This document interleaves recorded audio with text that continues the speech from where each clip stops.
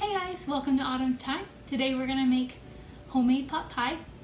Well, almost homemade. Today we're gonna be using store-bought pie crust. I will be teaching you how to make homemade pie crust as well a different time, but we don't always have time to make things from scratch. So I wanted to show you how to make it and how to find it. Not from scratch this time. It's really nice to have in the freezer as a backup, or most of the time I put one in the freezer and keep one out for the next day.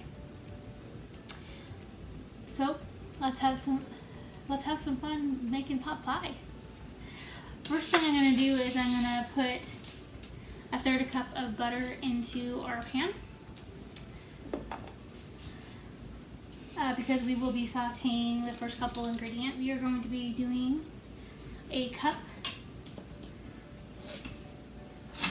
Let me move that out of the way. We're going to be doing a cup of carrots. And I did peel these ahead of time because that is a thrilling job that everybody wants to watch. I know. You're super disappointed. You do want to have fairly small pieces with everything that you're cutting. Because, well, just think of a pot pie that you buy. So you do want to get these pretty small.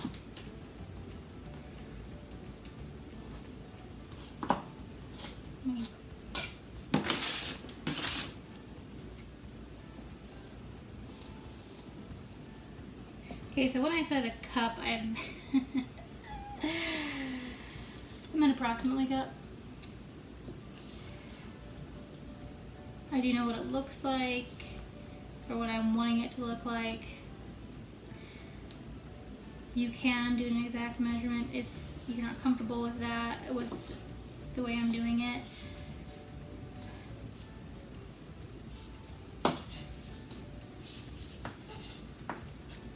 There is nothing wrong with that. Yes.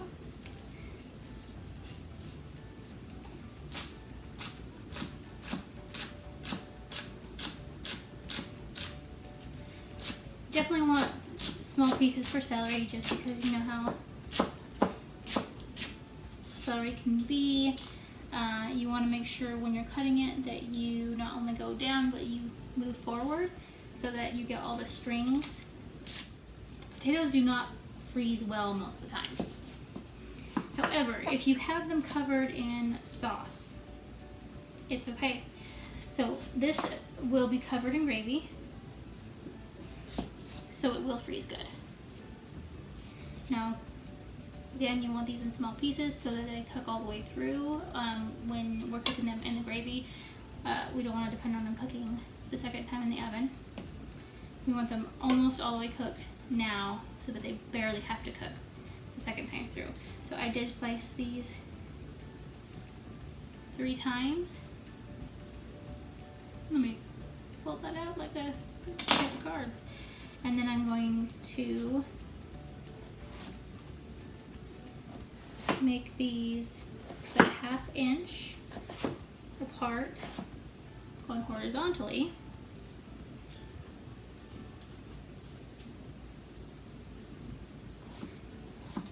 So they end up being pretty small cubes.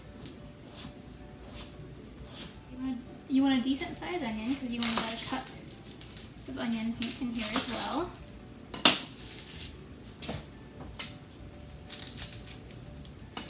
And the way I cut onion is I cut both ends off. And then I cut just a slit on each end, just through one layer of the onion. And that peels all the excess off. So I'm going to cut down the middle.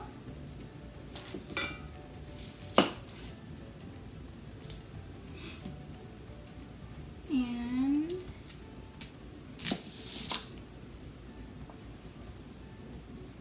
I'm going to cut 3, just like the potato.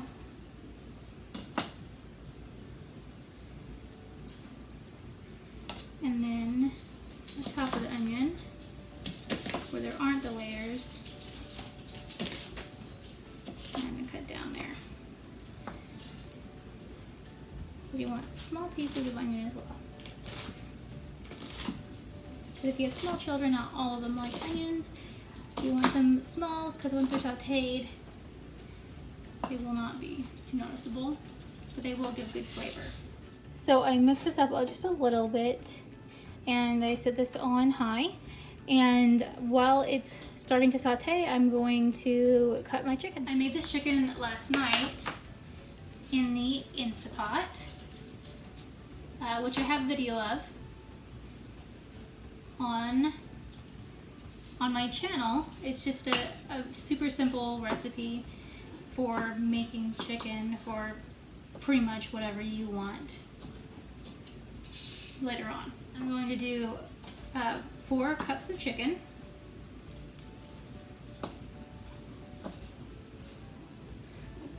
So on this chicken, I seasoned it with salt and pepper, rosemary, thyme, and just a little bit of olive oil. And actually also on my channel I'll be posting how to make bone broth with the leftovers from cooking the chicken in the Instapot, which I'll be using the bone broth that I made yesterday, actually. It's going cup in my pot pie. Okay. Once the onions are looking starting to look a little clear, I add the potatoes. Then I put the lid on, and I'm going to let this sweat for a few minutes to let the potatoes cook almost all the way through, and then we will continue from there. Okay, so now that the potatoes and the carrots are tender, we are going to add half a cup of flour,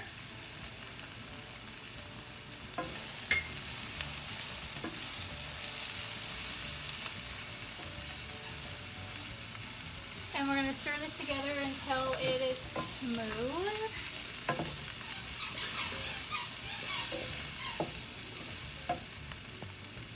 And we're going to stir this together until it is smooth.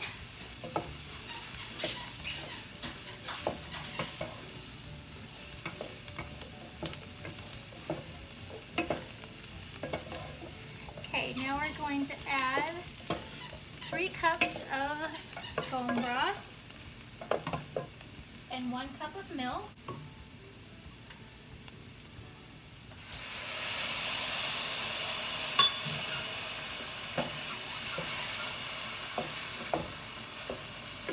I'm going to mix this up to make sure the flour is nice and smooth, and then before that evaporates all the way, I'm going to add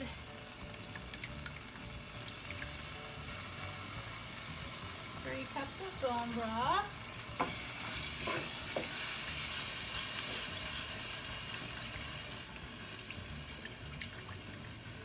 And you want to make sure there's no lumps from the flour. And you want to stir this constantly until it's thickened and bubbly.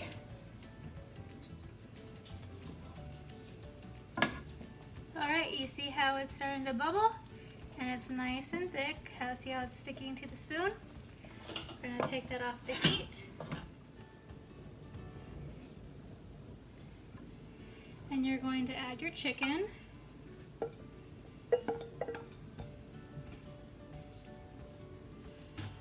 And they're also going to add a teaspoon of salt and pepper. And something I forgot to buy at the store yesterday is frozen peas, and you would add a cup of those. It's not the end of the world that I don't have them, but I do enjoy having peas in my pot pie. So it is a little bit sad.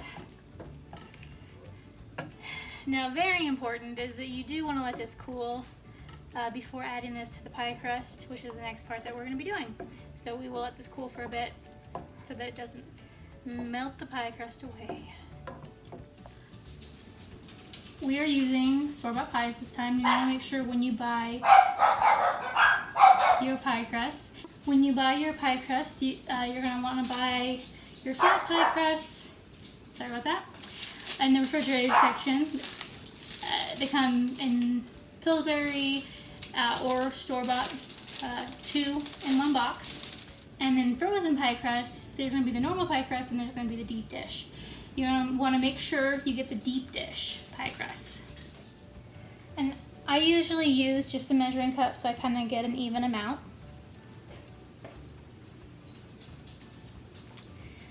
And the peas, it usually gives a better color contrast. But again, it's not the end of the world. So once we have that filled, we're going to take the flat pie crust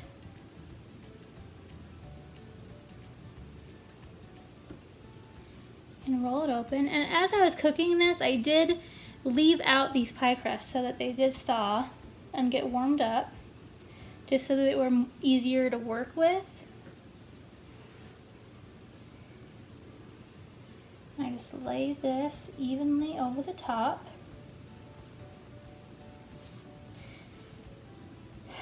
And then I fold this, and as I fold it, it's just a simple pinch. So you're going to pinch both sides like this, and you're going to have your thumb go forward. You see how there's an indent here and an indent here? You're going to put your thumb here, and your forefinger in here for that pinch. And then you're going to pinch right here, and you're going to pinch right here, and then bring your thumb forward again so that it makes a nice wave. It's a very classic pie crust look. So I'm just going to go around and fold this over. Doing this, you do want to make sure as you're doing this that you're getting the bottom part too, so that part on the pan, so that it doesn't leak. So again, pinch, pinch, pinch.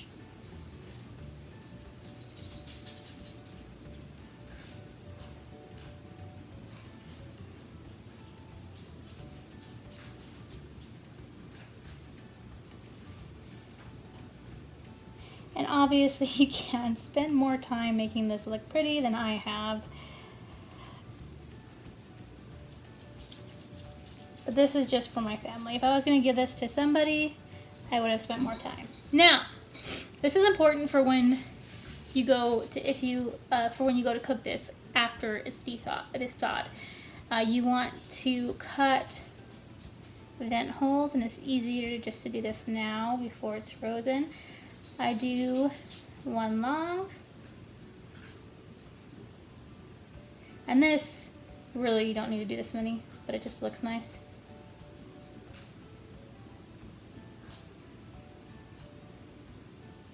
So you just little steps first, and then you can go back and make it one long one. And there you go. That is your pot pie, and this does squeeze into a gallon Ziploc freezer bag, or whatever freezer safe container you have. But when I say squeeze, it's a tight fit, but it does work. But I do find that is the easiest way to store it. And once they are frozen, then you can stack them.